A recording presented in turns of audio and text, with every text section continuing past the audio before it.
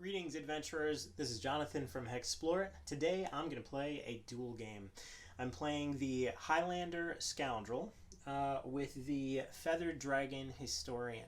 So we're actually going to be playing two volumes at once, the Valley of the Dead King, Volume 1, and the Forest of Adrimon, Volume 2. As you can see, I've laid out my board here. Basically what you do when you begin the duel game is you put out all 8 of the quadrants in any orientation you would wish.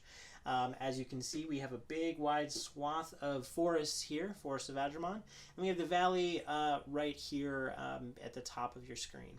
I've already outfitted our heroes with their base scores, and I've increased the some of their gear upgrades based on the valor that I have for playing these games. If you don't know what valor is, I'll provide a link. So that has all been finished, but I haven't given us the gear up or the initial loot, and I haven't figured out where we begin on the board. So that's what I'm going to do. Let's see what we have. So first of all, we're going to roll a die to see where we begin on the board. The roll of an odd roll is you begin in the valley, an even roll you begin in the forest. So we roll a 3, that means we begin in the Valley of the Dead King. So we're gonna roll again to see which of the cities we start on. So we roll a 1, so we start way over here in the Elven City. Now we also need to roll to see where the Acropolis is going to begin. So we're going to roll a d6, and based on that roll, we will place the Acropolis on one of the 5 enthralled cities in the Forest of Adrimon. So we rolled a 5. So 5 is going to be right here, right at the bottom of the map. So that is going to be where Adrimon's Acropolis is. Now in a duel game, we have access to all of the content. You can see we have the destinations from forests down here. We have the quests from Valley. We have both circumstance decks, and basically what you do is you take the circumstance bar and you cut it in half, and you place 2 of each circumstance. Actually, I can just do that now. So you're going to place 2 of each circumstance in each of these slots. So we'll grab from the left-hand deck here to fill the left 2 most slots, and we will grab from the right deck in order to place the right hand slots. Now, when you actually interact with the circumstance, you will be rolling a d10 instead of a d6. So if you'll note, there are 8 total cards that have been flipped, and then we have 2 decks. That means you have a 10 different things that you can roll, and that will give you your circumstance. So when you do interact with the circumstance, you can choose to interact with the entire slot or with whatever you've rolled. So let's say we roll an 8. So that would be 1, 2, 3, 4, 5, 6, 7, 8 would be Fisherman's Luck. But we could choose to also take the maimed circumstance if we want as well. Okay, so same thing down at the bottom here. When you place your quests down, you will be actually putting down 3 for each slot here. And it looks like we have a couple of bounties on the board. So we have the 3 of each from the destination deck, and then we'll place 3 of each from the quest deck from the Valley of the Dead King. All right, so once I've placed these down, I'm going to take a few minutes and give our heroes some loot based on the location they start at.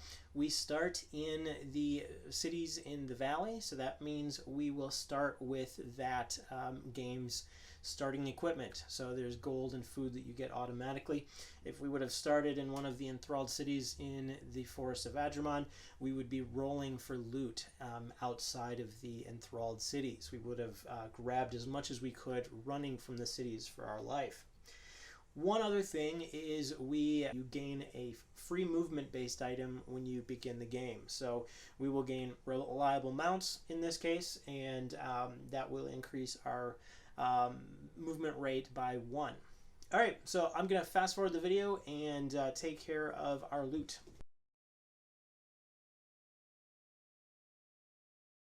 So I am finished getting all of our heroes put together here. Let's take a closer look at what we have. So we are playing the Scoundrel, the Highlander Scoundrel today. His name is Arghast, and looks like we have increased quite a few of our gear upgrades already. Some of these were based on the valor that you have at the beginning of the game. Basically we're good to go there. I've also spent all of my money. We've got some potions, a couple luckstone. I've invested in camping gear, and I've refilled his food to full. So that's what we did for Arghast, our Highlander Scoundrel. And we have a feathered dragon in the game. This is a rare race, one of the most powerful races that we've released here. I like to think that Vayshee, this feathered dragon, is Arghast's mount. So he has this feathered dragon. He is basically, they are going around the board, and they're going to be trying to take care of all of the problems that are befalling the valley / forests.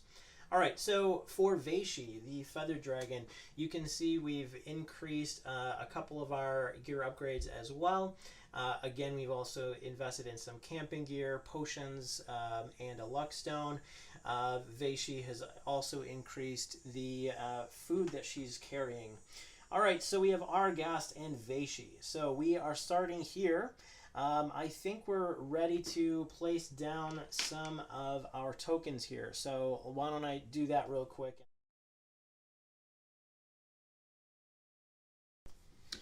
And we're back. All right, so I think what we're going to do, you can see we've actually put out quite a few of our tokens here. We have a nice string of quests leading us down into this area here. And then I think we have a couple of really nice ones back over here as well. So what I think I'm going to do first is... one last thing to note is that we are actually using both villains in this game. Obviously, we have the Dead King is going to be arriving on the board as per normal rules. He does move a little bit more quickly than normal rules. Adrimon works largely the same way as well. So she will be basically increasing our fate tracker. Regardless of where we are on the map, we will become affected by her. So...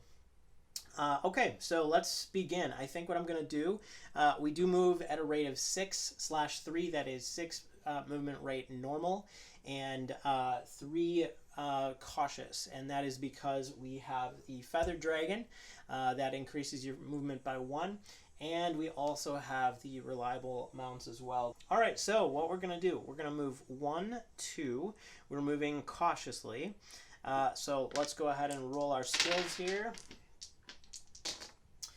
And we have 2 hexes and a 9, so Vayshee, the feathered dragon, is eating. Fail, fail, but we do get some gold here. And we do have some gold over here as well. All right, and then we have a circumstance. We're going to roll a 10-sided die, and we get a 5. So that is 1, 2, 3, 4, 5. That's root system. Awesome. And do we want to fight the Elven High Guards as well? It's a level 5 right out of the gate. I think we're going to avoid the Elven High Guards who can be found on this road. So outside Fanehill, the City of Silver, we actually find Elven Guards from the Forest of Adrimon. So there's a nice synergy already there. So, all right, so root system. You've uncovered a series of interconnected tunnels under the forest. The ancient trees that must have existed here were larger than any in existence. Place 1 root system token on your location, then roll a 6-sided die and add 2 to the result to determine how far the root system leads.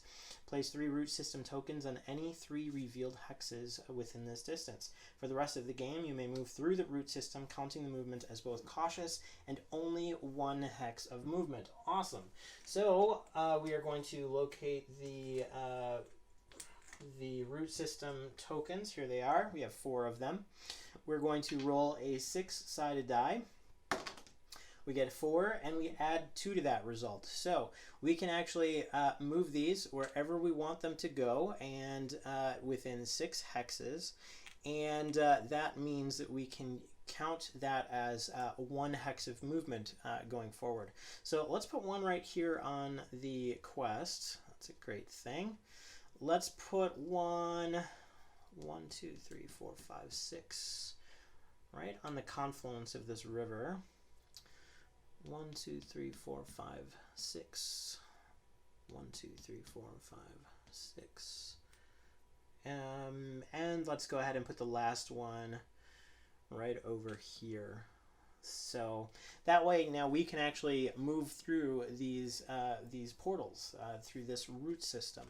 Awesome. Okay, so that is an awesome card. We will go ahead and refill our slot here, and the aggressive thicket shows up.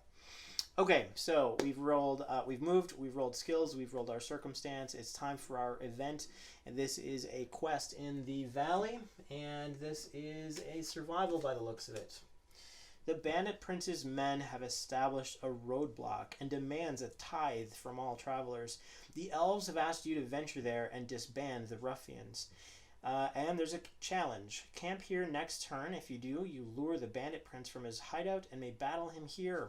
That sounds like a good idea. If we camp here, we actually get to fight the first boss. He is denied his passive ability in this fight. If you succeed in defeating him, the group gains twice the single and group rewards from the battle. Twice the rewards from the battle. That sounds awesome. But first, we have to do this survival quest. Okay, so it's going to require us to roll 1 success on our survival. The scoundrel rolls an 8. He fails. The historian, oh, that would have been a 5, and then it hits this other tile. I'm sorry, it would have been a 3. So we miss both of those rolls. Okay, we did move cautiously, so why don't we use a luck stone to see if we can gain a better roll result. We're going to use 1, and it's a hex. Awesome. All right, so because we rolled a hex on that, that means that Vayshee used the luck stone. Vayshee gets the critical success bonus of the 2nd mastery. Awesome. So that was very serendipitous. Okay, so we actually make this survival roll. That means next turn we can try to do this challenge. So at the end of this round, our villain phase will begin. So we're going to roll a d6. We're going to see if the dead king arrives in the valley. We roll a hex. That means he arrives the very first turn out of the game.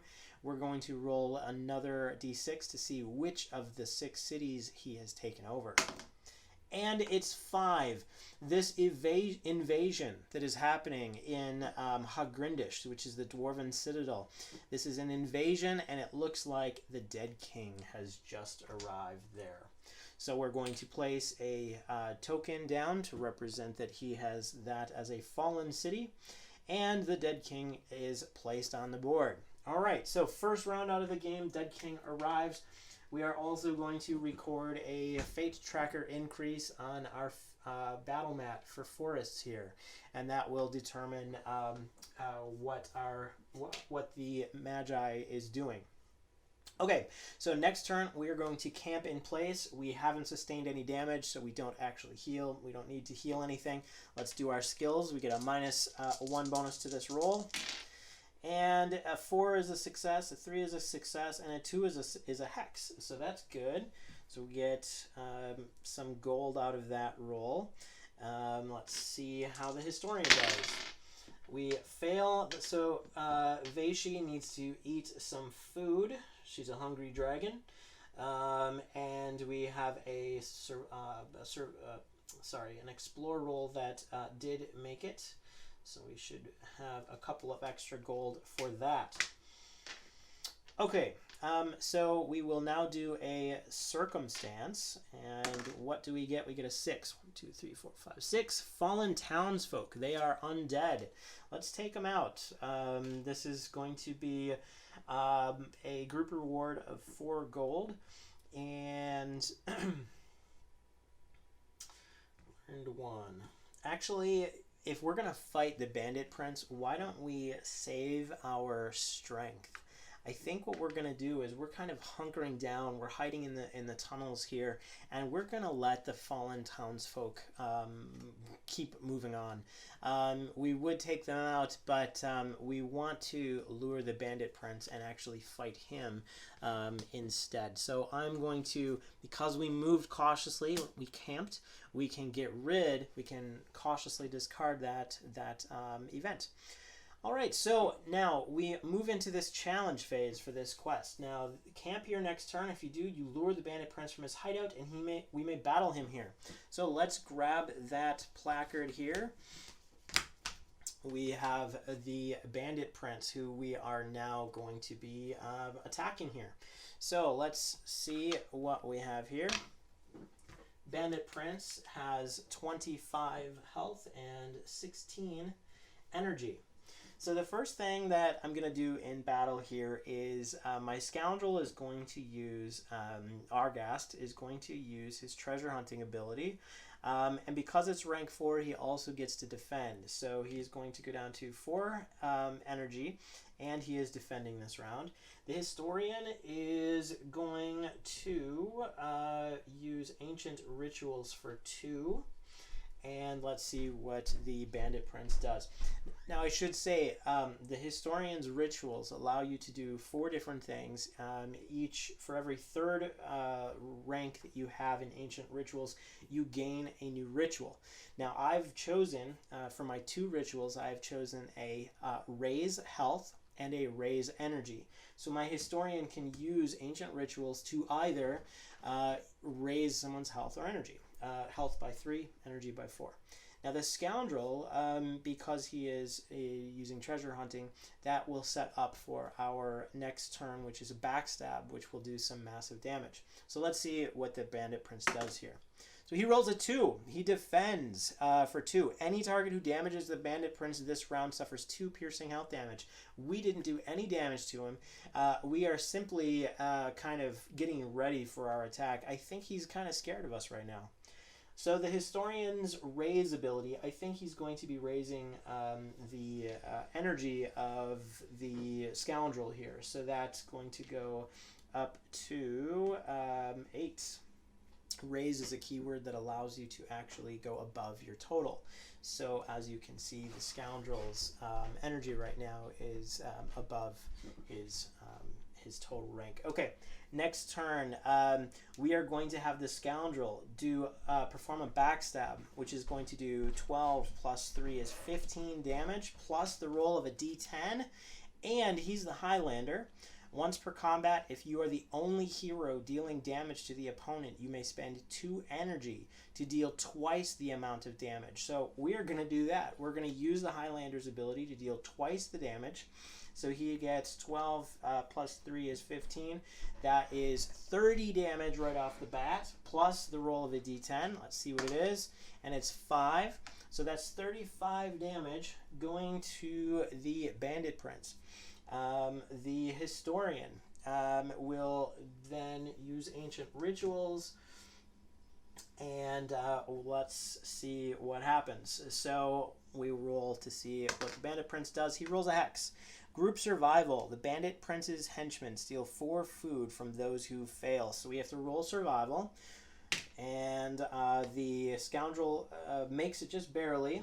The Historian makes it with a Hex. So we actually both take no damage, and we have successfully defeated the Bandit Prince in 1 hit, because that Scoundrel was able to do a massive attack. All right, so that was 2 and 4, so he goes down to 4 energy, and I think the Historian will use that Ancient Rituals as a raise to energy on himself, which brings him back up to full energy.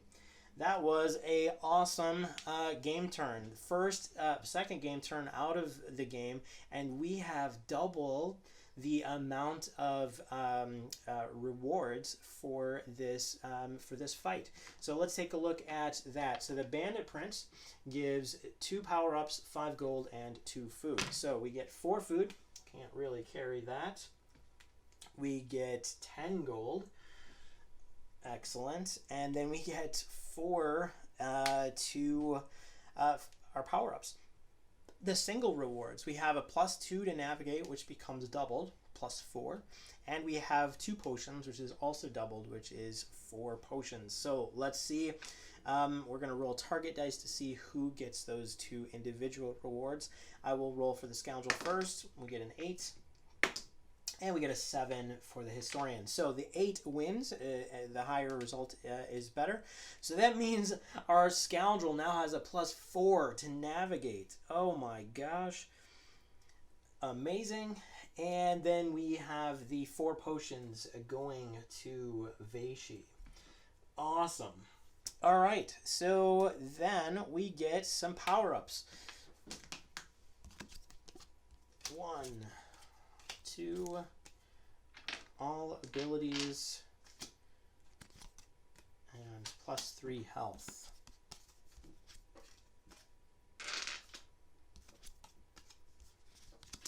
Oh my gosh. All right. So check it out.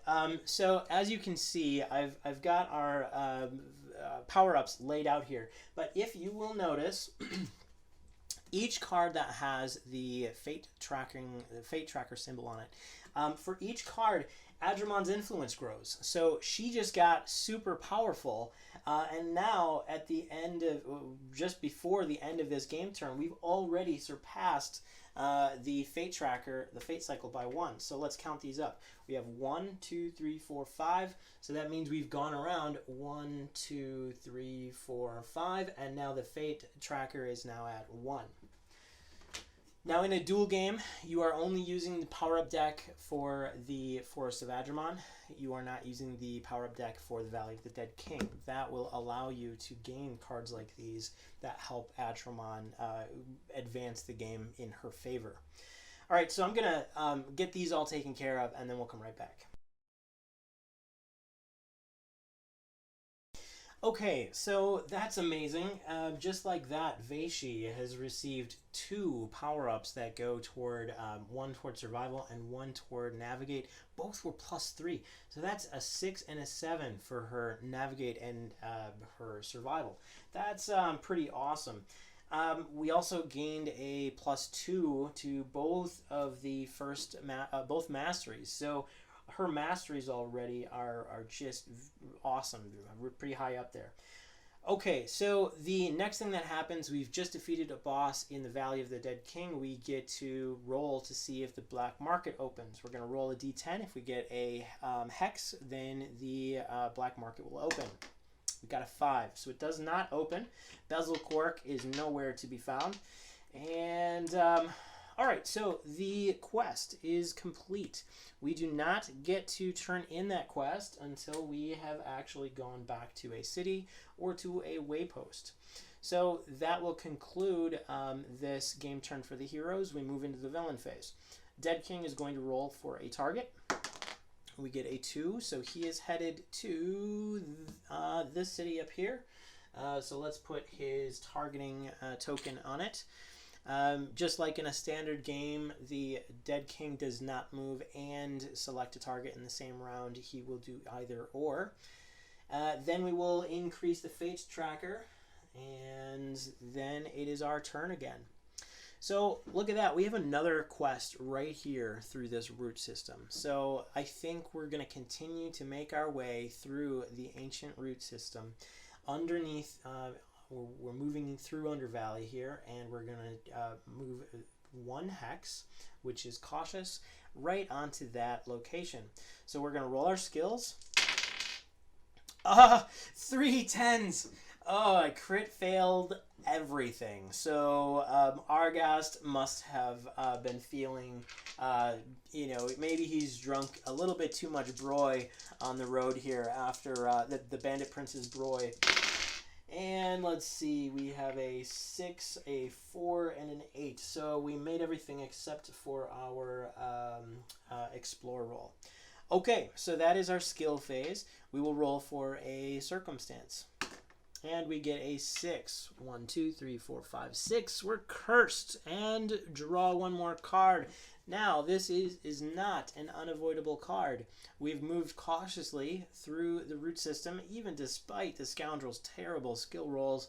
At least Vayshee was watching out, and we bypass a cursed location. So we managed to get out without becoming cursed. We're going to cautiously discard that.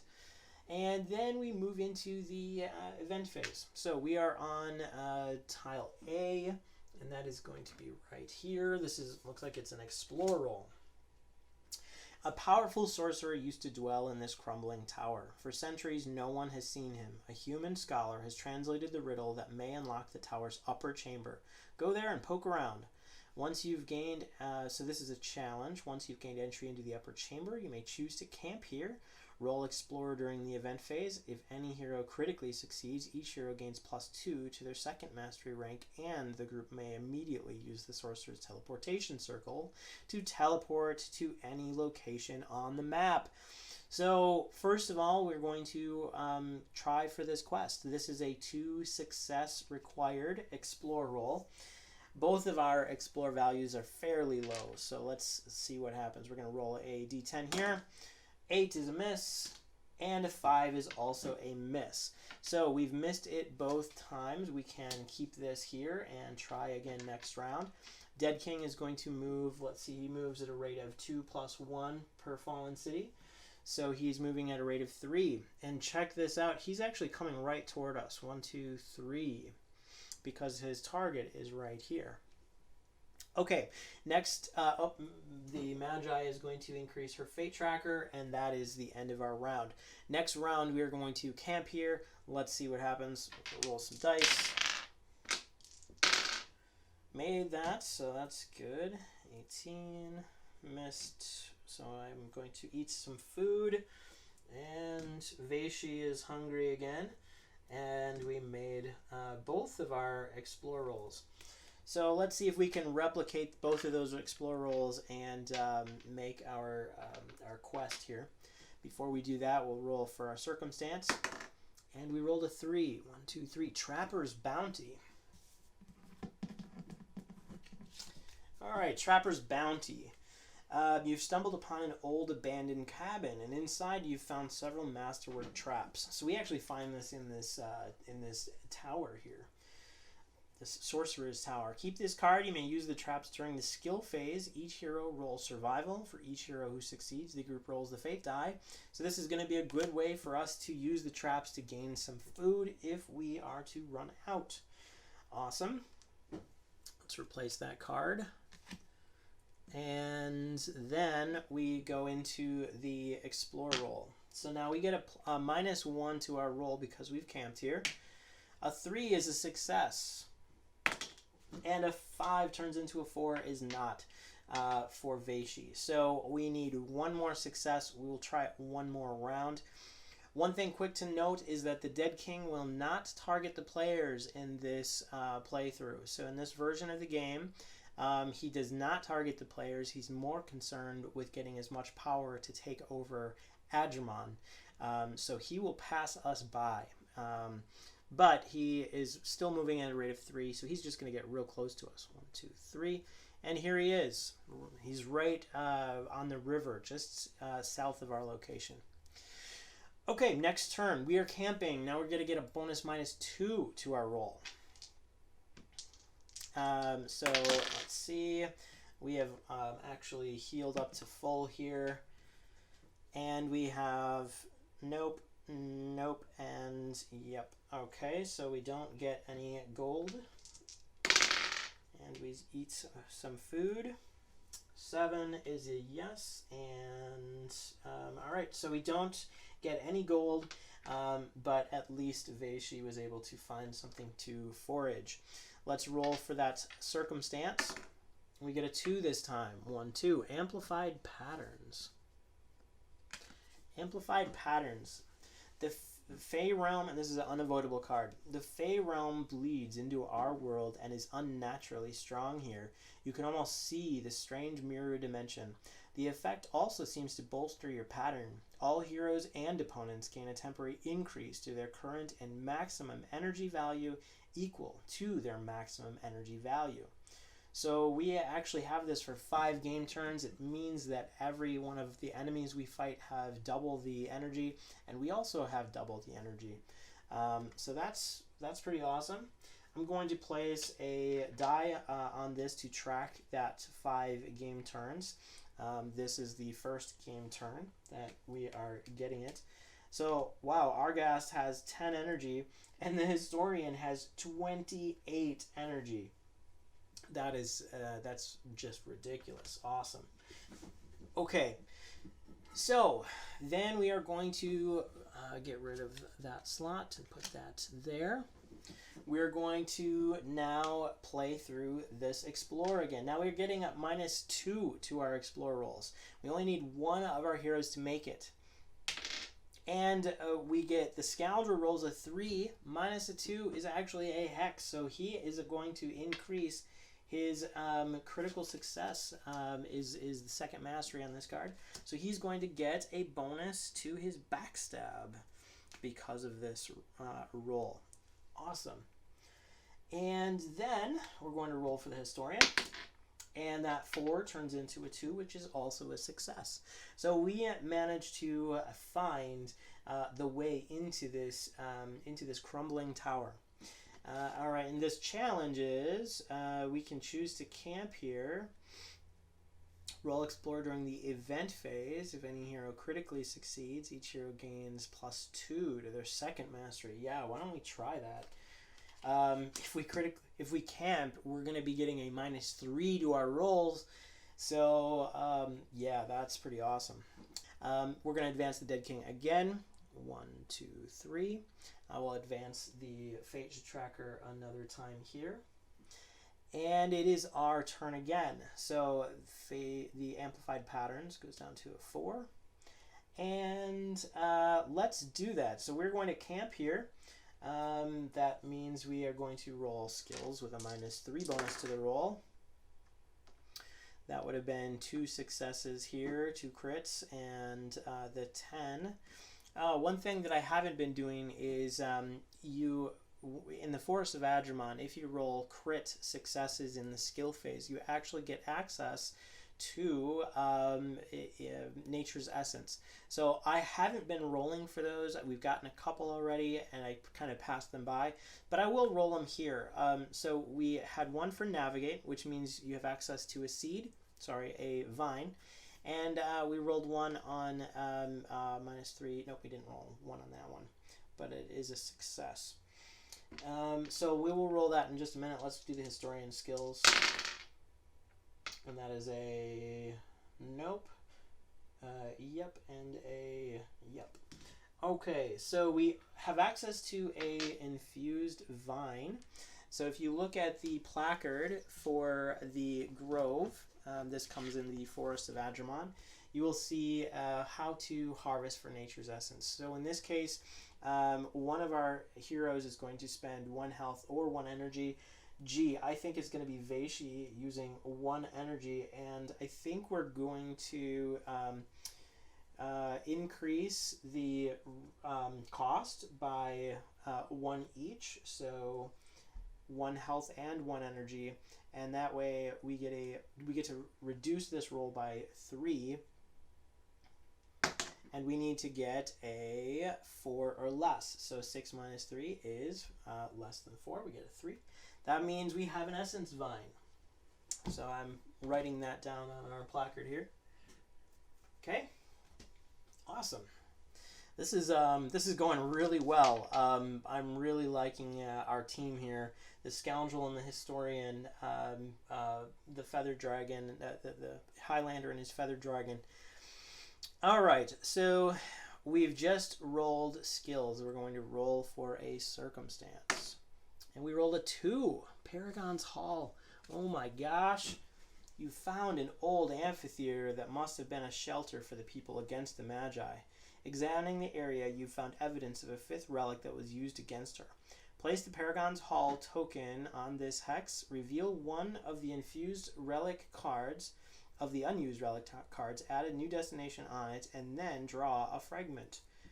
Wow, so we get to place the battle site, the Paragon's Hall, right here on this location. It's part of the root system, and it's right outside of this Sorcerer's Tower. How awesome is that? So we have 3 tokens on this one little spot on the map. Now we get to draw a fragment card, and we get to add a destination. Now, one thing that folks who've played Force of Adrimon, what you'll know is normally you have a number of relics in play. So in the duel game, all relics are in play. You do not have to place a relic on each slot. So when you gain enough fragments to craft a relic, you just go to the first available battle site, in this case battle site 1, which is over here. Oh, our fate tracker is 1. That means our first sentinel has appeared on the board. So we're going to place a sentinel token here. I know there's a lot going on, but there's a ton of little things that are happening in the game as you play it, and as you unlock new things, you'll see even greater, more interesting things happen. Now, one thing is I'm not actually playing with the expansion content in this game, so I'm not playing with the expansion bosses. That could be a fun thing to do in a future game, but I didn't want to, have this game last for too long. Mark my words, this is going to be like a 5-hour video. So I'll break it up if that's the case. Anyway, stop rambling. Paragon's Hall. We get a fragment card, and it is a fragment of the ring. Mist coalesces near this fragment, swirling a whirlwind of energy. When you see the spirit of a Korrigan dancing wildly in the mist, your heart fills with energy. Okay, so what this means is we can either, each one of our heroes gets to choose one of these 3 options, whether a +2 to health, +2 to energy, or a power-up card. I think the Scoundrel is going to take the increase to energy. He could really use that energy. And the Historian is going to take a power-up card, and that is a +1 first mastery. Okay, so that has been just a awesome, lucrative turn for us. Now we gain the ring fragment. I'm going to place that here. We are also doing this challenge. So in the event phase, we get to roll Explore. We have a -3 bonus to this roll, and if either of us make it, the person who makes it the hero who makes it gets a +2 to their second mastery rank, and we can use a teleport. 2, that is a crit success. 7 is not. The Scoundrel gains a +2 to their second mastery. Oh my gosh, his backstab is huge. It's up to 10 already. Guys, we are in the 5th game turn now. I have never seen a power level happen this quickly. I am playing the rare race, but basic rolls has been awesome. Okay, Amplified Patterns goes down. I think I skipped 1, so we go down to 2 on that one. The villain phase, actually we can use the teleportation circle first. So why don't we use the teleportation circle to teleport anywhere on the map? Where should we go? Why don't we hit this boss here? Let's take out Mrekekek. It's going to be a it's actually a destination, so we will get an extra fragment out of that. We're at full health. He's gonna have more energy though, so we're gonna have to see how that goes. So that's okay. We're gonna fight him with Amplified Patterns. Let's see what happens. So we're gonna teleport here. The end of the turn isn't done. You can have multiple events in the game of Explore It. So first of all, let's go ahead and pull that destination here. The pixies of the Bluebark Vale have been bothered by the Mad Troll King for far too long. Though he doesn't pose a threat to them, his wailing in the deep of night is nonetheless quite disturbing. They admit to you that they wish he was mind-wiped like the rest, even despite their hatred towards the Magi. Travel to Mrekakek's quote-unquote kingdom and defeat the Mad King. If you can, the pixies will give you their fragment and 1 gold per hero. Okay, so we are going to get the, let's see if we can find Mrekakek. There we have it. So we have Mrekakek here, the Mad King. He's monstrous humanoid. Oh, both of our heroes have favorite opponent to monstrous humanoid. That is awesome. So we get to roll some favorite opponent damage right out of the gate. He's got 20 health and 36 energy. 36 and 20 health. Okay, let's roll for that favorite opponent damage. Ooh, that is awesome. 5 and a 6 and 4 is 10. So we have 15 damage already coming in to Mrekakek. Do we want to increase the difficulty? Let's increase the difficulty. We are now playing on easy. So we are going to increase his vitals to 30 and 46. And he is doing +1 damage. And we are doing this because as you increase the difficulty in the game, you're going to get extra bonuses. Okay, so first thing we're going to do is Scoundrel is going to use his evade treasure hunting. So he is going to go down to 9 energy. Let's roll for his treasure hunting. 3, so he actually does get 1 gold. Then we are going to roll for the what are we doing for the historian? Let's do ancient rituals, and I don't need to specify how I'm using it yet, so we will just say ancient rituals. And let's see what Mrekakek does. We roll a 3, bolt of fire, dual target energy. The Mad King holds his staff out, but instead of flames, dark smoke pours from it. Each target suffers 5 energy damage. If either target defends any damage, Mrekakek heals 4 health. So he is going to heal because both of our heroes are defending. So that's going to be 6 energy damage coming in. 3 and 20. That actually costs him some energy to use. So he is going to heal. He heals 4 health. All right. And then we have next turn. So the Scoundrel, Arghast, is going to be, he is going to be backstabbing this turn. Actually, the Historian had a Ancient Rituals, so I think the Historian's Ancient Rituals is going to be raising the Scoundrel's energy. So that's going to go back up to 7. He's using his backstab for going down to 5. And let's see, this is going to go down a little bit too.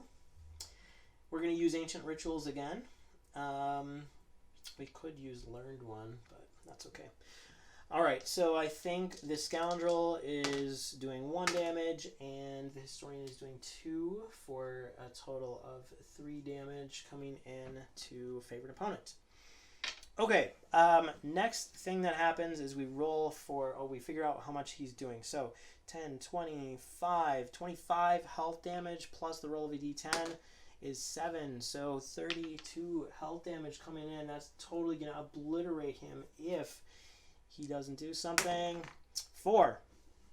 Where are my underlings? Group energy. Each target suffers 3 piercing energy damage, 4 piercing energy damage. So we are going to go down just like that. So the Historian is going to use his Ancient Rituals to heal that energy again. So he's going to go back up to 5. Awesome. Mrekakek is defeated. We have taken him out. So let's see what happens. So the first thing is we may get an extra fragment. We are going to roll a d8 to see if we have a 2 or a hex. If that is, we get 1 extra fragment out of this reward. It's not a 6, okay? Next thing that happens is we will look at this bounty, and it says you'll get 1 extra fragment. So we are getting 2 fragments from this. We're going to get 1 and 3 gold. Is 4 gold each. We get a little bit of food, and I'm going to give that to Arghast. And we get the Dark Relic, the Grey Dragon Skull, and one of us is going to get a +1 to our defend score. So Historian is going to roll a 4, Scoundrels roll a 2. So the Historian gains the +1 to defend. The Arghast is going to get the Grey Dragon Skull. All right, so this is a legendary card that we found, the Grey Dragon Skull. Can you feel the power coming off of this? A trophy from long ago, before the Mad King lost his mind. Once per game turn during the declaration phase of combat, the wielder may spend 2 energy to raise each hero's health to the highest current health among the heroes and lower each hero's energy to the lowest. We can sacrifice an infused seed and to give us a nice heal. All right, so in the wielder bonus gets a +2 to energy. So that's awesome. We're going to give the Scoundrel +2 to energy. Okay, so next up we get a power-up card. +1 energy to the Scoundrel and +3 to your choice to the Historian. Now that is a Fate Tracker card, so we will also increase the Fate Tracker. So +1 energy first. +3 to our choice. Let's go with Explorer. And then we get 2 fragments. We have the sword and the figurine. Okay, now we also have a Fate Tracker here, so that's 2 more Fate Trackers. The Fate cycle has just increased to 2. So there we have it, 2 for the Fate Tracker. Okay, this game is going awesome. I can't even believe we've got 3 fragments already. We've got a couple of dozen power-ups or so.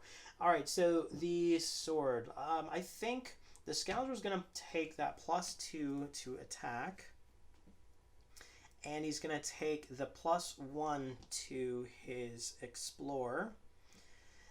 The Historian is going to take, let's say, a power-up and the +3 to health. All right, so we've got a power-up over here, and that's a +1 to navigate. Okay, so we are done with that. Let me just kind of clean up this area a little bit here. And we have finished our bounty. And we can put away Mrekakek. Okay, so let's take care of this quest. That quest is now complete. This is now complete. We're going to place hex tokens on the first boss and the first boss. Oh, we've just defeated another boss. So that means the black market might open. Bezelquark's black market will also consider forest bosses to be vanquished in order for you to open Bezelquark's. So we've defeated 2 bosses. That means if we get a 2 or a hex, Bezelquark's will appear on the board. And it's a 6. So he doesn't appear. That is the end of the hero's actions this game turn. That is crazy. We've just spent most of our time right here camping and doing all of these things, moving cautiously through the cave system, the tree system. There's a great tree that was here. We fought the bandit prince inside his hideout. And so we move into the villain phase. Villain takes over his second city. So the Dead King takes over the city, Dragon's Port, I believe it is. Okay, and then we have the Fate Tracker goes up. And it looks like both villains are right at the same level. We have 2 taken over for the Dead King, And we have Fate Cycle of 2 for Adrimon. Now our heroes have well outpaced Adrimon because of the cards that we've been dealt, because of the situations we've been in, and the circumstances the actions we've taken, and that feels pretty cool. So 7, 4, 3 for our skills here, and 8, 6, 6 for Vayshee. So Arghast and Vayshee continue their journey. This time they are moving through the forests of Adrimon. So our amplified patterns is almost done. Let's move some of these dice out of the way here. What else do we want to do? So we have a destination there. Why don't we go to a city and get these quests turned in? Let's do that. So I think what we're going to do is we're going to go 1, 2, 3, 4. We are not moving cautiously. So let's roll 4, 3, and 2. So we actually do make it there. 23 gold. Made that. Okay. 8, 7, and 8. So Arghast is a little less lucky there. He has to spend some of his food, and he finds no gold. Hard to find gold when you're riding on the back of a feathered dragon. Okay, so we have moved. We made it to our location. There's no circumstance for this game turn, so we get to just do what we're doing in the city, and that is turning in 2 quests. So the quests are now turned in. We get their bonuses, and that is 2 power-ups each. So 1, 2, and we have +3 explore and +2 energy. All right, so wow, that's an explore round right there. So +2 explore, +1 masteries.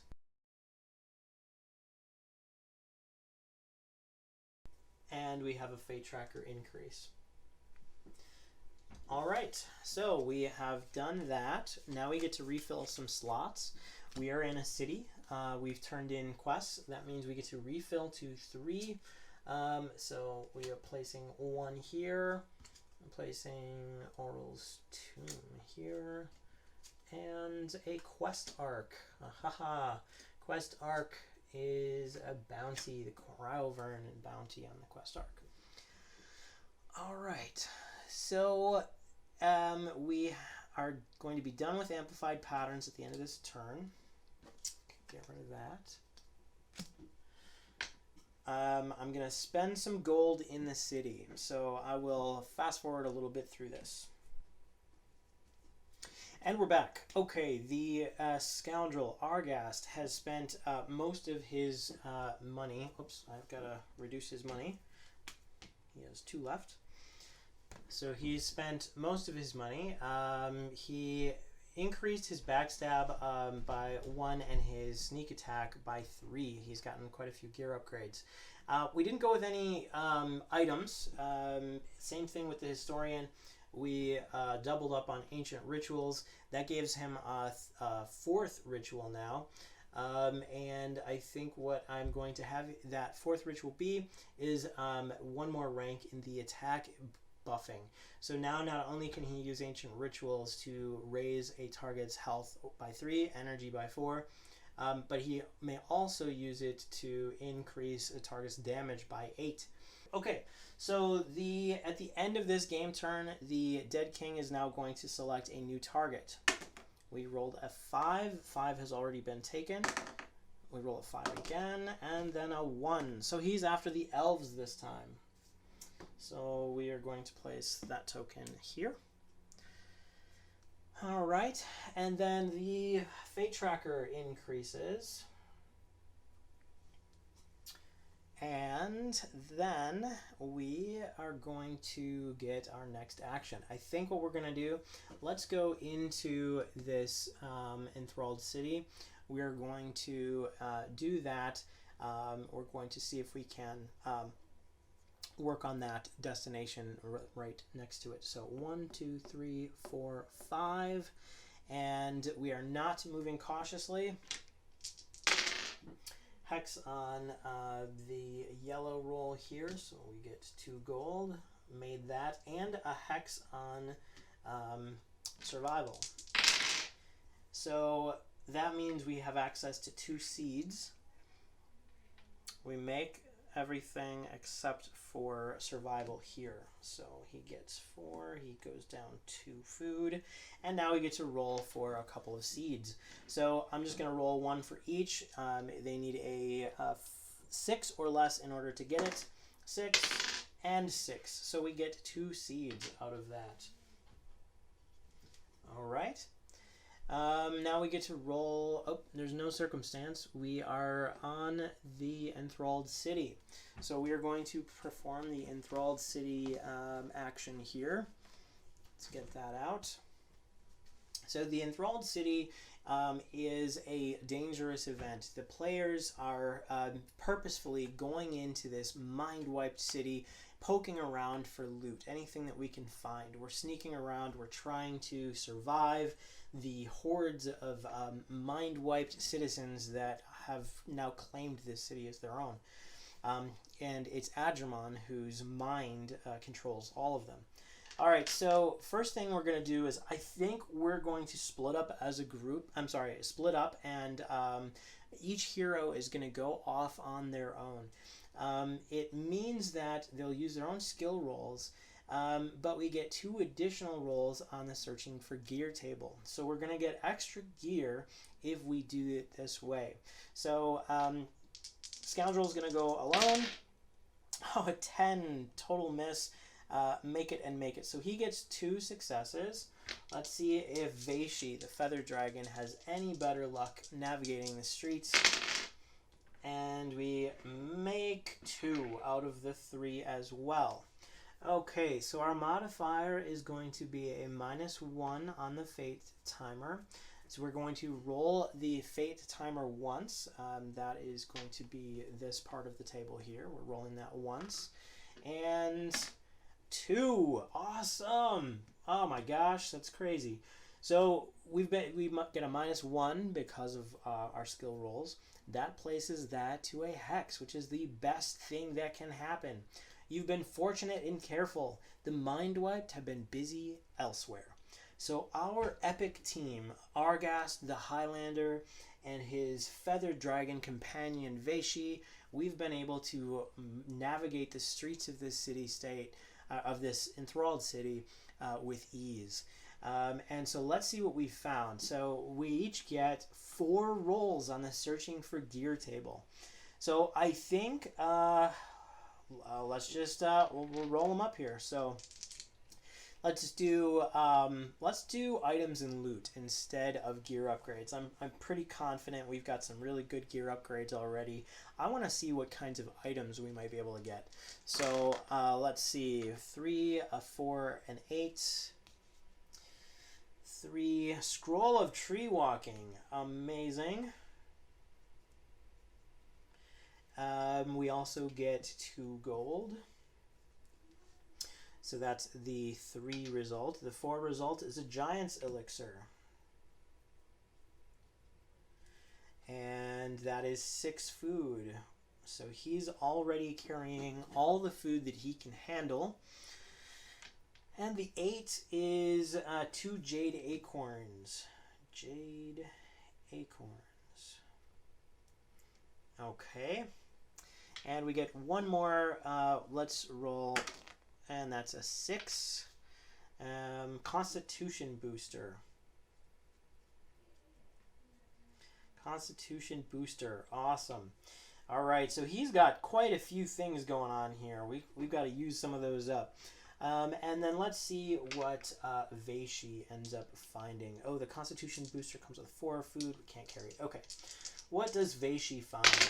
So we have a 9, a 5, and a 2. Ooh, a trove of riches. Choose one of the following: a wand of ashes, stealth boots, or wayfarer's cloak. Let's go with a wand of ashes. And I think I'm going to have Vayshee she's going to activate it right away as well. So the Wand of Ashes, by sacrificing 2 energy, you can charge it and then roll the fate die and heal health equal to the result. So we are spending 2 energy to activate the Wand of Ashes. She finds a wand made from the ashes of a phoenix. All right, so that was our roll of a 2. That is also a 4 food. So she is now currently carrying all the food she can carry. Roll of a 5 is a barkskin brew. Okay, and a roll of a 9. 5 is also 4 gold. And then a roll of a 9. Elven rations and trail maps. Oh, we can use the trail maps right away, and that's 8 extra gold. All right, so that is trail maps. We again can use that right away to place down a waypost. Let's grab. Just there we go. So this is a waypost. Let's place it down here. Some creepy dark forest here. Let's put it actually right here.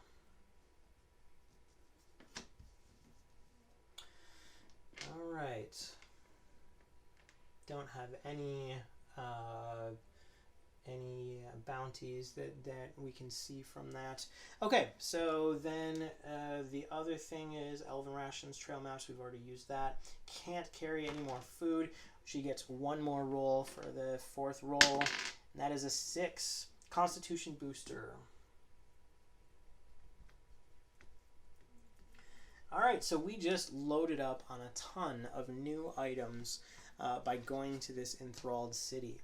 The end of the turn, we are going to increase that fate tracker by 1 for the Magi. The Dead King is now moving to his target at a rate of 2 plus 2 is 4. So 1, 2, 3, 4. And that is the end of that round, that turn. So check it out. Our characters are pretty awesome at the moment. Arghast and his feathered dragon companion Vayshee have gone through both the valley and the forest.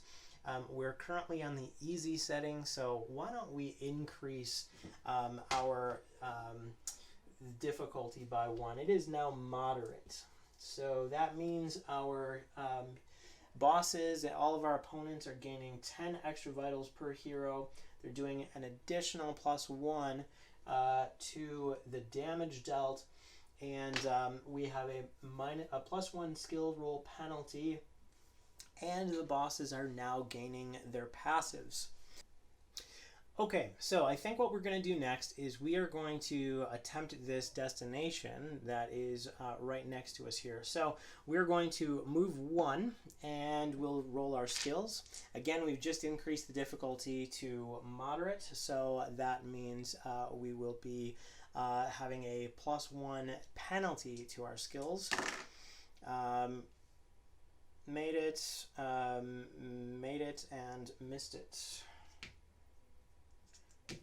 Okay, and then the historian will roll. Made it, and missed it. So we both have needed to eat some food. All right, so let's see. We get to do a circumstance now. So we are going to roll a 10-sided die, and we roll a 10. That is a blind draw from the Valley of the Dead King. Injured. Well, we moved cautiously, so that is an affliction. We don't have to take it. Yeah, we don't have to take it. We moved cautiously enough where we are not injured. So the next thing that happens is we get to try for this destination. This destination is on A, so that should be this guy right here. A large swath of forest is matted with thick, curling brambles, each one laced with innumerable poisonous barbs. Normally, one would avoid such a region at all cost, but an immense power is trapped in the cruel and twisted foliage. Each hero suffers 1 health and energy damage while attempting this destination. All right, so we each take a damage.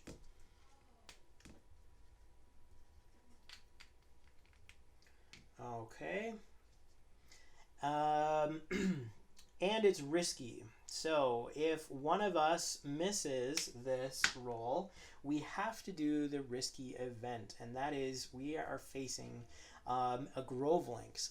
Not only is the difficulty set to moderate, but that Grove Lynx is dangerous, bumping that Grove Lynx up to a difficult encounter. So let's hope that we actually make our rolls here.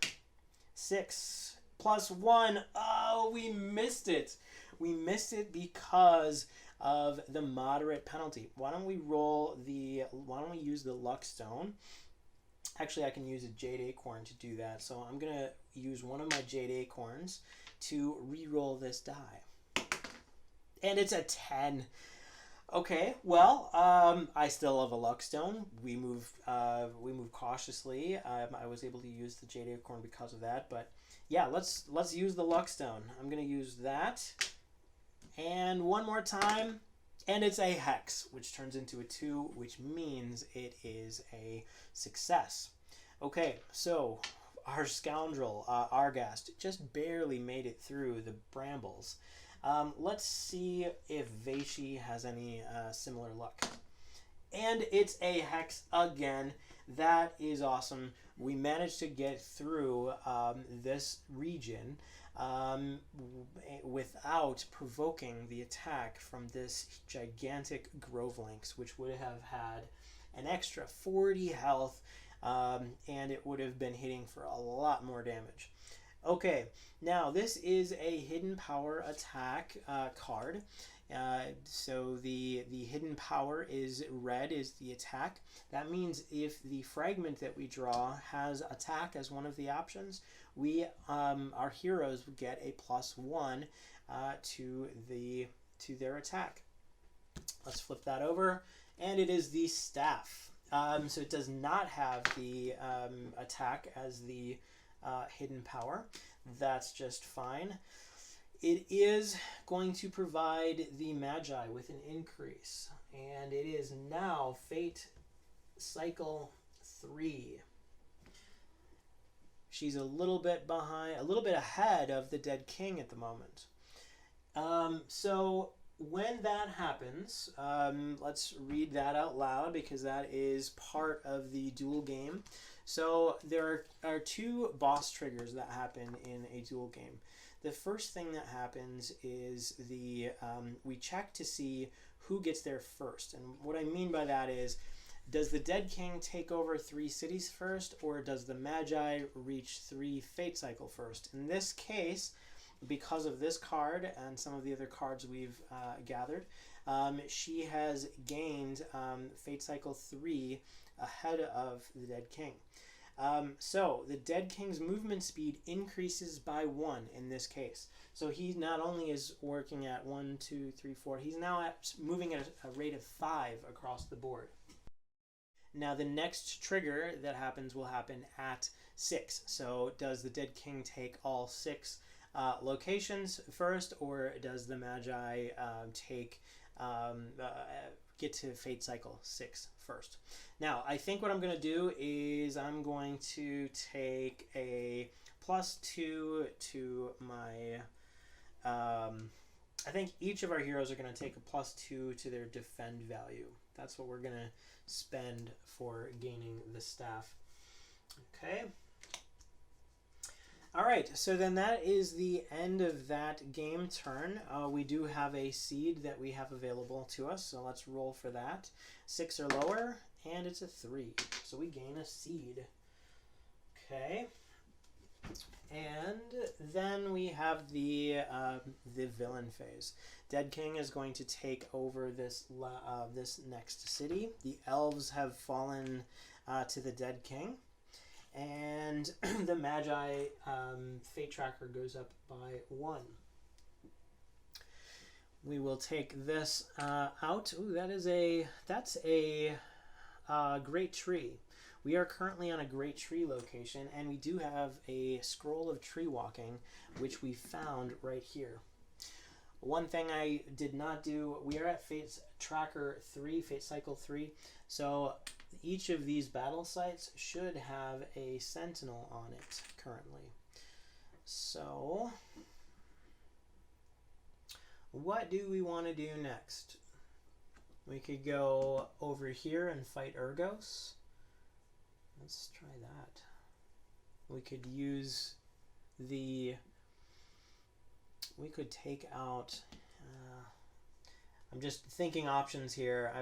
Let's see. I think what we'll do is let's use the Scroll of Tree Walking to move through the trees. So let's see what that does. The Scroll of Tree Walking allows us to move 10... teleport 10 from one great tree hex to another for each hex of movement we have. So we could go 1, 2, 3, 4, 5. 1, 2, 3, 4, 5, 6, 7, 8, 9, 10. We could go there. So 1, 2, 3, 4, 5, 6, 7, 8, 9, 10. Aha! There for 2. And let's go ahead and we're going to take, let's go here. For our next movement, we will have moved 4 now. We are going to attempt to face Hathawir, the great owl. All right, so we've just moved. We do have to roll for skills. We don't automatically get to where we're going. We may have wandered. Oh my! Miss, and make the explore roll. Let's see if Vayshee can help us not wander here. Oh, we roll a 10 on navigate, so we are wandering. So let's see where we wander to, and we wander that way. We rolled a 4, so we are currently right here, and that means we also are using up some food. Okay, and then we have a circumstance. 10. Mold! It must have happened while searching the cave. Mold is growing on your food, and your water smells awfully foul. Each hero reduces their food supply to their food rating. We have just lost almost all of our food. Okay, and then we are going to have the villains make their action. The Dead King is going to roll to see where he is targeting next. We have a hex, a 3, and a 4 as options. A hex it is. Where was this one? This must have been right here. Okay, so he is headed right here. He's going to get there next game turn, I believe. Let's see. 1, 2, 3, 4, 5, 6, because of the bonus. So he's moving at a rate of 6. 1, 2, 3, 4, 5, 6. I can't get there right away. Okay, the Magi is increasing the Fate Tracker. Okay, and then it's our turn. So I think we're going to move 1 cautiously. We will roll our skills again here. 7, 2, 7. Missed. Missed. We are all out of food here. The Historian, Feathered Dragon, rolls a hex on the survival. So that's good. And we do get a little bit extra gold here. Okay, so we are facing now Hathawir, and we will see what she does to us. Okay, so let's put Hathawir's card right there. We are facing Hathawir on moderate, so that's 58, 68 health. And that is 38, 58 energy, and 62 influence. Now, do we want to attempt to save Hathawir the Great? it would mean that we need to throw our potions. Let's see, what Constitution Booster? We have a couple of those. What is Constitution Booster? That is a waypost item. Raises 6 health. And we do have a Giant Elixir as well. Raise 10 health. But it increases their attacks by 6 damage. We don't want her doing another 6 damage. We do have a Wand of Ashes, but I don't know that that's going to be enough. I feel like we will be out of our element trying to heal Hathawir of her influence. Let's instead we're gonna go somewhat evil here and put out the great owl out of her misery. Okay, so it is a creature. The Historian has an extra favorite opponent, so I think what we're going to do is we are going to use creature as her next favorite opponent. So each hero gains a boost. We are going to use the Historian's ability here. Each hero gains a boost to their favorite opponent. Ooh, hang on. We could use our favorite opponent damage as influence if we wanted to. This actually might work out okay if we try and influence her. So let's just look that up real quick, because that, I believe, is an option. Favorite opponents. You may choose whether the damage dealt is applied as health, energy, or against influence. If you choose to deal energy damage, your roll result is doubled. So we would really be looking at using our learned one. Okay, so let's see. So each hero gains a boost to their favorite opponent damage equal to 3 plus half measured strike rank. That means each hero is getting a +7 to the amount of healing that they're doing. This mastery may be sustained for a number of rounds equal to half measured opponent rank at rank 5, and every rank after. You get a new favorite opponent type at rank 6. When you use this mastery, one ally gains your favorite opponents until the end of combat. Yeah, I think that's what we're going to do. We're going to use learned one. So we are going to go down to 15 energy. We would have healed up because of our camping gear here, so that should be full. Okay, so our Highlander was all gung-ho for taking Hathawir out, but Vayshee, the Historian, knows the history behind Hathawir and why this gigantic great owl has succumbed to Adrimon's influence. So she takes pity on Hathawir. Let's see how bad we're beaten up because of this decision, but we're going to try it. So the Historian is using Learned One.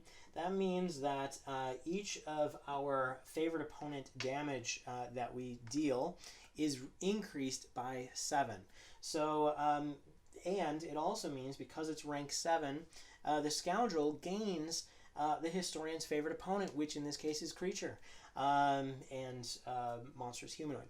So we are going to roll for the first round of the game. We're going to roll 2d6. These are going to be our favorite opponent dice for the Scoundrel.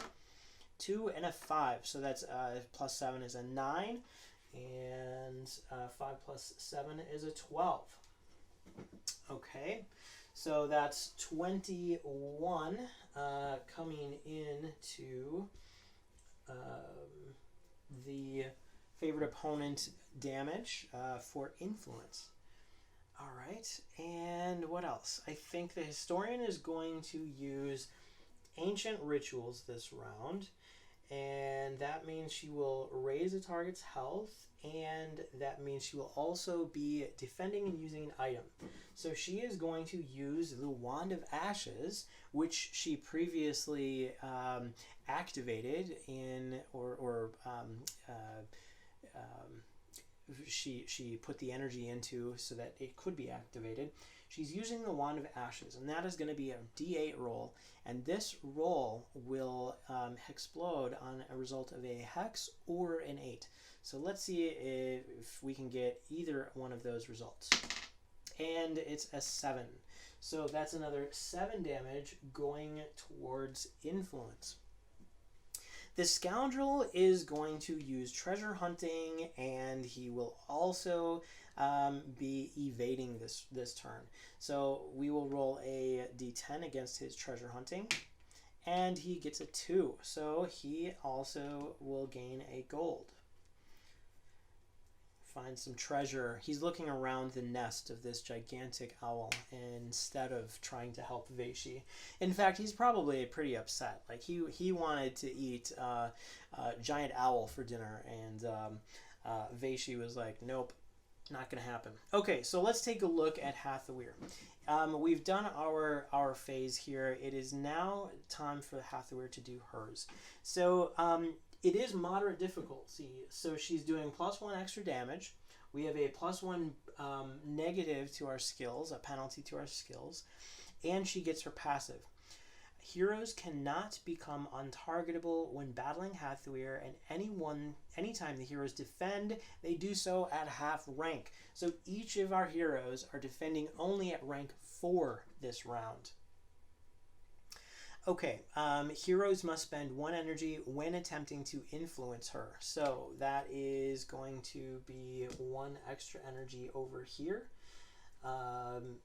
The Scoundrel is not influencing her. He may use an item, but he's not using an ability to influence her.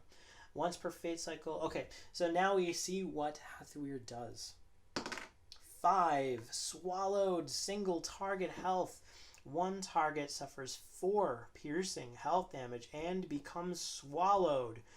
And that is 20/4. If any swallowed targets survive when combat ends, roll the fate die. If the result is even, the heroes find an additional fragment.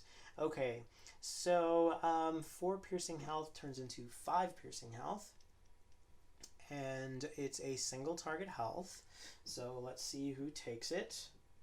Scoundrel rolls a hex. I think it's going to be the dragon. We roll a 6. So Vayshee is now swallowed. So she is going to be, let's see, she's got 6 health. I feel like her raise is not going to go against Hathawir. I feel like the raise is going to go against her own health.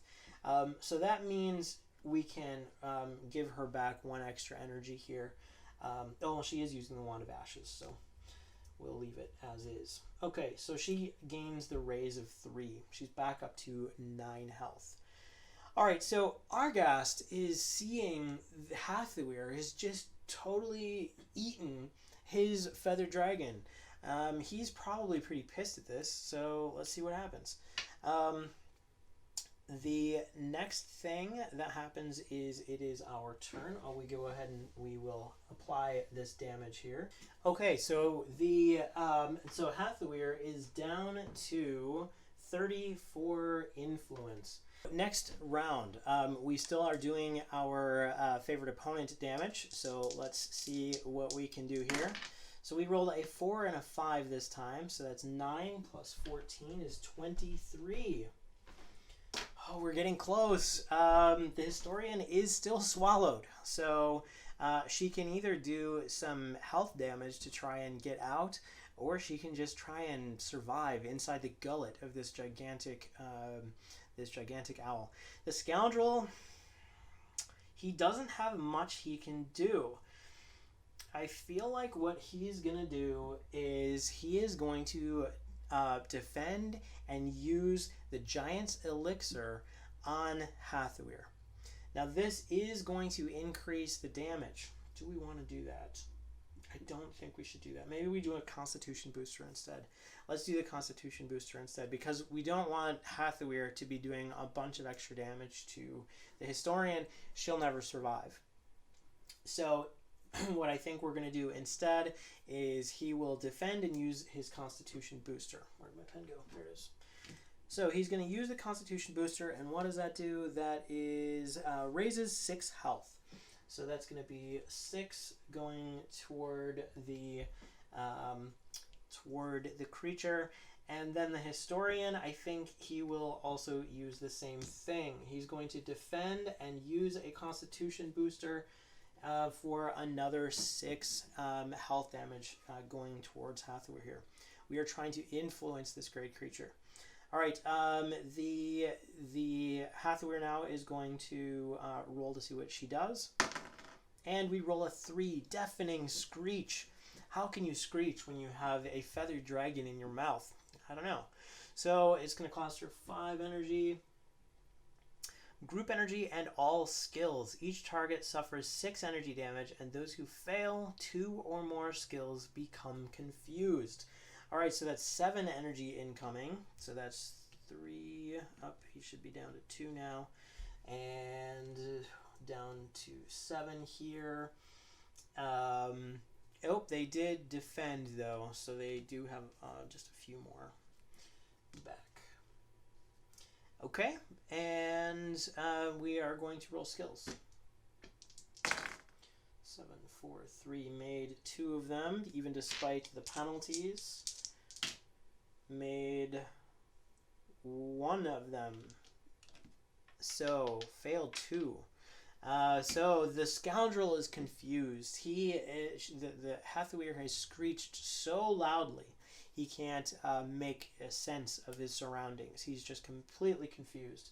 So confused means that he will not be able to. He might lose his action if we roll any die during the resolution phase of each round. Confused targets lose their action if the result is an even number. So actually, that 6 damage may not go to Hathawir. So roll any die during the resolution phase. So that's this 3. Lose their action if the result is an even number, or have the numeric effects of their action reduced by half if the result is an odd number. So his heal that he's putting on the Hathawir here is halved in its potency. Okay, so at the end of that turn, let's see what happens. We have 23 and so 23, that's 11 left, and then 6 and 3 is 9. Hathawir has 2, count it, 2 health left, 2 influence left.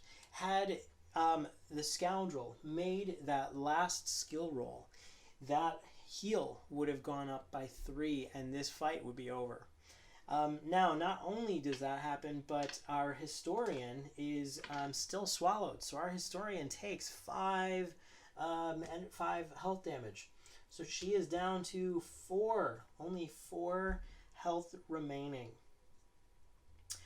Okay, so she is, let's see if that's piercing though. I don't know if that's piercing. Swallowed. As encased. It includes a number in parentheses. This is the number of health damage that must be dealt to free it. Okay. Second number in parentheses. This is the number of health damage that the swallowed target suffers. So she was defending though. So she actually is still up to her total health. All right, so at the end of this next turn, we should be good. The scoundrel is going to roll for favorite opponent's damage. And yep, we have plenty there. 6, 6, 5. So that's 17 plus 7 is 24 and 10. That's 34 influence coming into Hathawir. We are just going to defend. Vayshee will use a potion. Let's see what Hathawir does. 5, swallowed again. Single target health. 1 target suffers 4 piercing. Oh, well, the scoundrel is the only one that's left. So it has to be the scoundrel. Hathawir is trying to eat both of our heroes. She's already swallowed the feathered dragon. Now she has swallowed our Highlander. So we're both like just about to be swallowed by this creature. And let's take the damage. So it's not piercing. So he is defending. He takes none. She takes none. So we don't take the damage. We have high enough defend where our defend value is providing us cover. Hathawir finally gets her mind back, and now she spits us back up. Now, if the targets survive, if any swallow targets survive when combat ends, roll the fate die. If the result is even, okay, the heroes find an additional fragment. 5, it is odd, so we do not find an additional fragment. Technically, it's outside of combat. We don't have any additional things left. We do have a Jade Acorn. Did we move cautiously? We did move cautiously. Let's use a Jade Acorn. This is pretty good odds. We're going to re-roll that die and see if we can make this a even result. And it's 7. 5 and 7. Okay, no dice there. All right, so we are done. We have successfully saved Hathawir. That means we gain the influence reward, which is an infused seed and a +1 to navigate. So each of us just gains the +1 to navigate. We get the infused seed. Tough battle on moderate. So then we get a fragment each. I'm sorry, 1 fragment card, and this is the Scepter. And we have the choice of blue +2. We have the choice of +3 energy or 2 power-ups. I think we're going to do 2 power-ups. Fate Tracker increases by 1 because of this card. So let's see what those power-up rewards give. Trait or draw again. We're not using traits, so that's a +1 health. +1 energy. I should have gone the other route. Defend +1 and a survival +1. All right. Survival is nice. We'll take that. Defend also good. Health and energy. We'll take it. Okay. The historian is going to use the Wand of Ashes. He's going to refill the Wand of Ashes by using 2 energy. Now we are currently on a grove portal. The movement phase is done. One last thing. We successfully influenced Hathawir. So that means we've gained an ally. Once per fate cycle, the heroes may call on Hathawir during the movement phase to double their movement speed or to move to any great tree on the game board. So we can use Hathawir to teleport once per fate cycle to any great tree on the board, or we gain the double the movement. And it is considered cautious as well. Okay, awesome. So no roast owl for the Highlander tonight. He was looking forward to that. I think it's okay. The next thing that happens is the boss phase. Oh, we get to roll 4 bezel quarks actually. So we're gonna roll a d10 and see if bezel quarks opens. And we roll a 9. So bezel quarks does not open. Okay, and next thing, the Dead King moves. 1, 2, 3, 4, 5, 6. The Magi's Fate Tracker goes up. Okay, and our turn again. I think what we're going to do now is let's go to the battle site here. So this is battle site number 4. The last hero. Aha, the last hero. That is one of our living card campaign cards. So we will be able to scan this QR code. I can show that in action. All right, so we are going to move to 1, 2. We are moving cautiously. Made it, and missed it. That's a 5. So he is going to starve. You may use the trap. So we have Trapper's Bounty. So our Highlander is about to starve. He really was looking forward to that meal, that owl. we didn't kill the owl. We saved the owl. So we are using our Trapper's Bounty to see if we can gain some extra food here, because the scoundrel, he needs to eat. And that mold took care of our food reserves. So he rolled a 10. That's terrible. He misses it. All right, let's see if the historian can do any better. Each hero roll survival. 10! Double 10s. Okay, so that means our scoundrel is now starving. He cannot use his energy. The traps may only be used once. So they don't find anything in the traps in this area. It's just this quiet grove. Terrible. 2 10s rolled on survival. Okay. Skills for the historian. 3. Oh, there's the hex for survival. So she doesn't need to eat, but she only has 1 food left. She does get some gold. And we do make the navigate. Obviously, we are moving cautiously, so that's okay. So we're where we're going to be. We found where we are. We don't wander. We're going to have a circumstance now. What was it? 10? Plague Beast. Oh, Plague Beast. It's undead. We move cautiously. Let's avoid the Plague Beast. It would be 7 gold each, but I think we're fine without it right now. It doesn't give any food. If it were anything else, we probably would have fought it and tried to eat it. All right, so the next thing that happens is the event phase, and that is the last hero card. So this is one of our living cards. 3 cards in each game come with the little narrative here. This is a card that has a QR code on it, and what you can do is you can use your phone to scan that QR code, and in doing so it will take you to our website. When you go to the website, it will tell you what you can do. So this is the last hero. Let's see what it is. The last hero.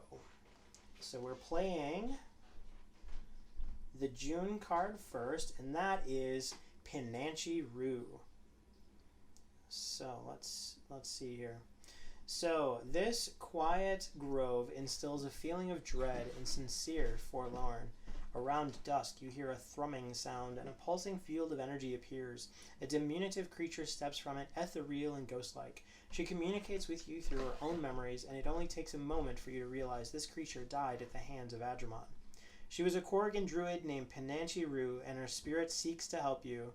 She knows where a fragment to her broken relic exists. Roam is your movement for the next 2 game turns as she leads you through the forest. When you arrive in the new location, gain 1 fragment of your choice. So then we basically are going to gain a fragment of our choice at the end of this 2 turn arc. Now this is kind of terrible because the scoundrel is out of food. We need to find some food, otherwise he could die. But this little spirit is trying to show us to another fragment. So okay, the end of this turn, the dead king is going to move. Okay, he takes over that next location.